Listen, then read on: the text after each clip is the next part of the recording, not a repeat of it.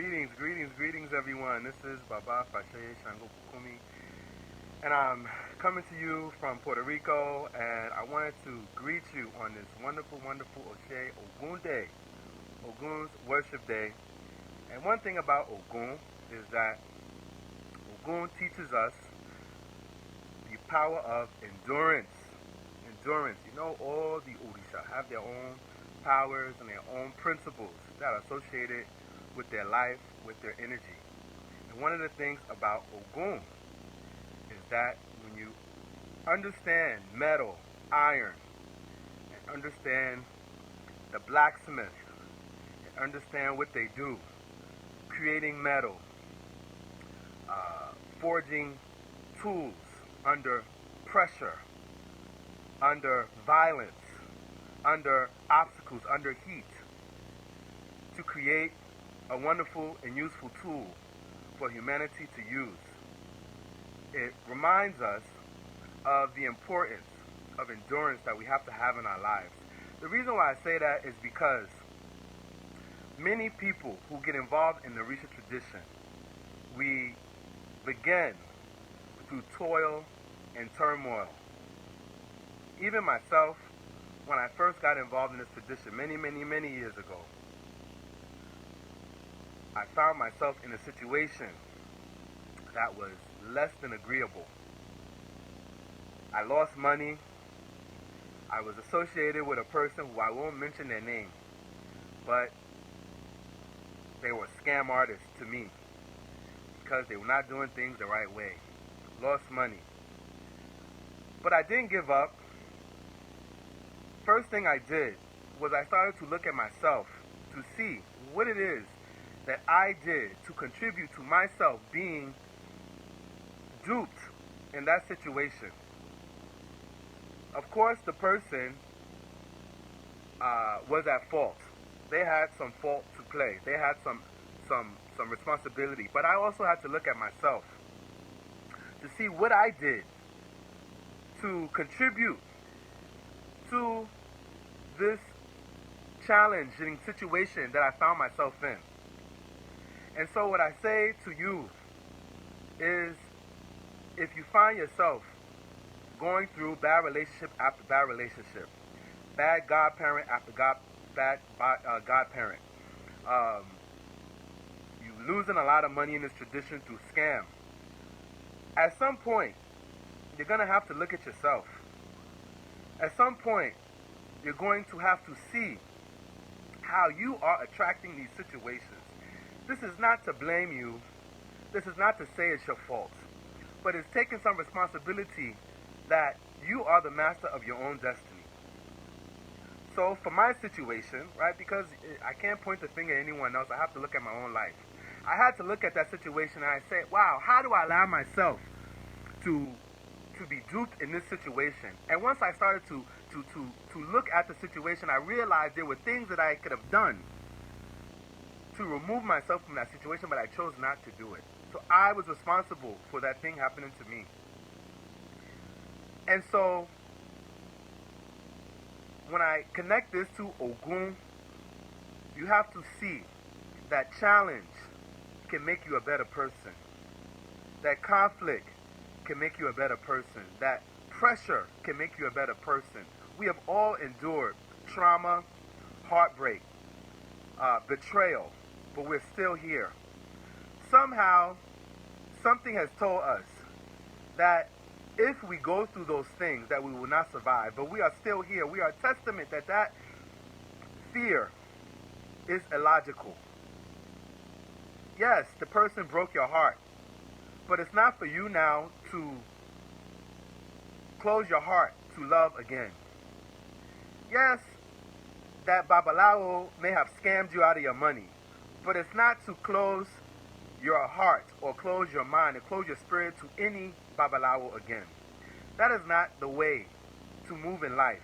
That's like you fall, physically fall on the ground, and you decide to stay there. Would you do that? Would you stay on the ground? Will you stay on the floor because you fell? But many people do that in their lives. They experience some type of turmoil, and it immobilizes them. whether it's emotionally, whether it's career-wise, whatever it may be. That's why I sent a post yesterday. I wrote a post, and I don't remember exactly what I said, but it was something to the effect of that we must look at our life and live our life based off of the past lessons learned. But we must not look at everything, life, through the lens of trauma, of baggage. We must overcome it. So, it's always for us to look at ourselves. Of course, the person did you wrong. Of course they did. But we know that. What did you do wrong? How are you contributing to your own victimization? Did you stay in that situation? Did you ignore the signs? And we always get signs. Are you in that situation right now? Are you? So don't say, this person did this to me, that person did that to me. What are you doing to yourself? When you allow yourself to endure, when you allow yourself to be the subject to that type of emotional or experiential violence against you, then you are responsible for that. You have to take responsibility for yourself. I hear too many horrible stories. Many people come to me for reading, for divination, with bad situations. And they ask me, what should they do? But common sense, and this is not even Ifa talking. I will just tell them, you already know what the problem is. Why you have to ask Ifa? Oftentimes, it's because of fear. And you must not be fearful. You must not be afraid to exert yourself in your own destiny. Do not allow anyone to push you away from your own path. Do not allow anyone to push you away from Orisha. There are many scam artists. The first Babalao that I got a reading from when I got in this tradition told me that the Ebo was $1,900. I said, what? The reading was amazing. On point. Everything. I was floored how accurate the reading was. However, when that Babalao asked me for $1,900, I knew something was wrong. My ancestors said, and that was one of the first times I heard my ancestors clearly. They said, if you give him that money, you are a fool. So, that was a lesson for me, even at the beginning of my spiritual journey in this path, that just because someone is spiritually astute, just because someone has spiritual powers, does not indicate a moral compass. So we have to beware. We have to beware. We have to have awareness. That's one of the first lessons of this spiritual path. If you find yourself always getting duped out of your money, you're always getting, then that's you. I'm sorry, that's you. You have to look at yourself. There's no one else. That is life. And many of us are walking like victims, attracting, and we're just calling to be duped by the questions, by the way we are. Check yourself, because this tradition will eat you up and spit you out for dinner. But it will also empower you. It will also save your life. It will also give you true joy, give you true happiness. But you have to play your part. You are no victim. You're no victim. You are the controller of your destiny. So remember that. So when we talk about Ogun, remember the anvil. Remember the metal that is forged under intense pressure. Pounding, pounding, pounding. That's us. We are the metal being pounded. We are the metal being hit, beat. But you know what? We're being molded into something great. Many of you who have gone through the most trauma, you are the best examples of human beings. Because you have been molded, you have been forged into a great image. So look at that. You're not a victim. You are the conqueror. You are a survivor. Anyway, again, rambling on.